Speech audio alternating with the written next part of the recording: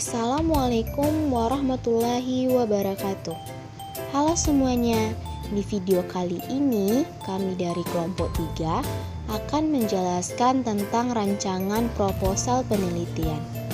Sebelum itu, perkenalkan nama saya Viola Rahmi dengan NIM 20003013 dan rekan saya yaitu Alia Salsabila dengan NIM 20003103.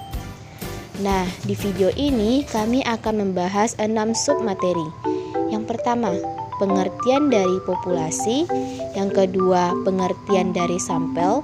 Yang ketiga, pengertian subjek penelitian. Yang keempat, pengertian sumber data. Yang kelima, pengertian responden. Dan yang keenam, teknik dari penyampilan. Baiklah, untuk materi pertama itu akan dijelaskan oleh saya sendiri. Apa sih itu populasi?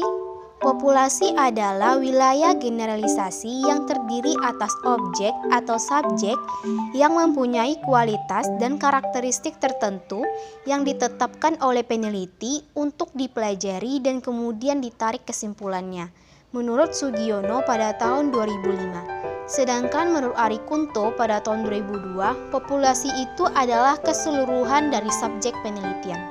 Sedangkan menurut Nur Salam pada tahun 2003, populasi adalah keseluruhan dari variabel yang menyangkut masalah yang diteliti.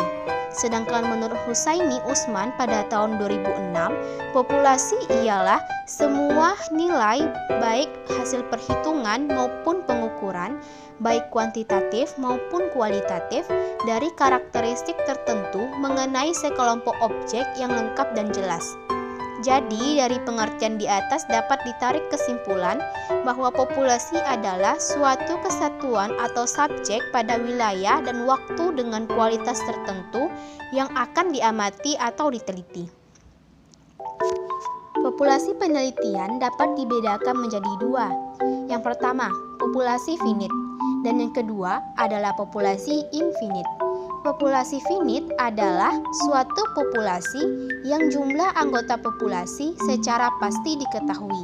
Sedangkan populasi infinite adalah suatu populasi yang jumlah anggota populasinya tidak dapat diketahui secara pasti. Poin yang kedua, yaitu tentang pengertian dari sampel. Soekijo mengatakan bahwa sampel adalah sebagian untuk diambil dari keseluruhan objek yang diteliti dan dianggap sebagai mewakili keseluruhan dari populasi. Menurut Ishak dan Michel, didapatkan dari tabel penentuan jumlah sampel dengan taraf signifikan 5%. Bila populasinya sebanyak 25, maka sampelnya sebanyak 23 orang.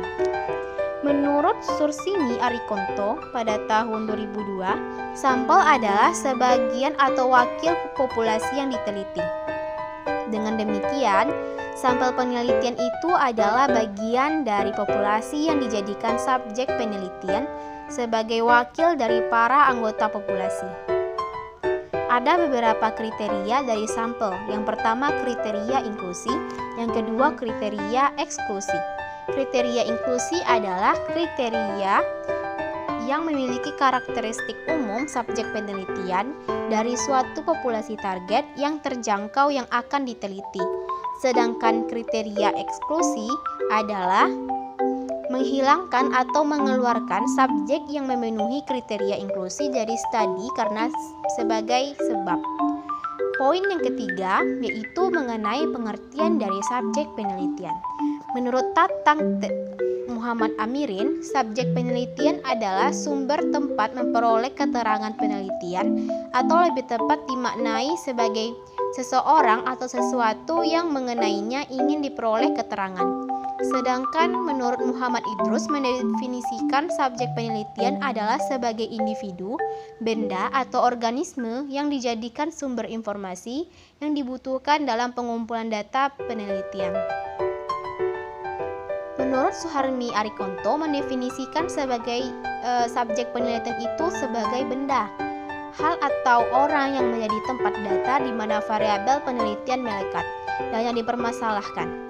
Dari ketiga definisi di atas, dapat kita ambil kesimpulan bahwa subjek penelitian itu berkaitan erat dengan sumber data penelitian yang diperoleh. Sesuatu yang dalam dirinya itu melekat masalah yang ingin diteliti dan menjadi tempat diperolehnya data dalam penelitian akan menjadi subjek penelitian. Subjek penelitian jika berbentuk orang ada yang disebut dengan responden dan ada pula yang disebut dengan informan. Namun sebenarnya kedua pada dasarnya itu merupakan subjek dari penelitian. Selanjutnya yaitu pengertian sumber data. Sumber data adalah tempat didapatkannya data yang diinginkan. Sumber data dalam penelitian adalah subjek dari mana data dapat diperoleh. Sumber data tersendiri terbagi menjadi dua, yaitu sumber data primer dan sumber data sekunder. Berikutnya pengertian responden. Responden penelitian adalah orang yang dipanggil untuk menanggapi komunikasi yang dilakukan oleh peneliti melalui jenis angket yang disebarkan dengan jawaban yang mewakili diri sendiri sebagai individu, rumah tangga, atau organisasi yang menjadi bagiannya. Selanjutnya yaitu teknik penyampelan atau jenis-jenis sampel. Istilah teknik penyampelan menurut Margono bisa disebut dengan teknik sampling. Teknik sampling yaitu cara untuk menentukan sampel yang jumlahnya sesuai dengan ukuran sampel yang akan dijadikan sumber data sebenarnya.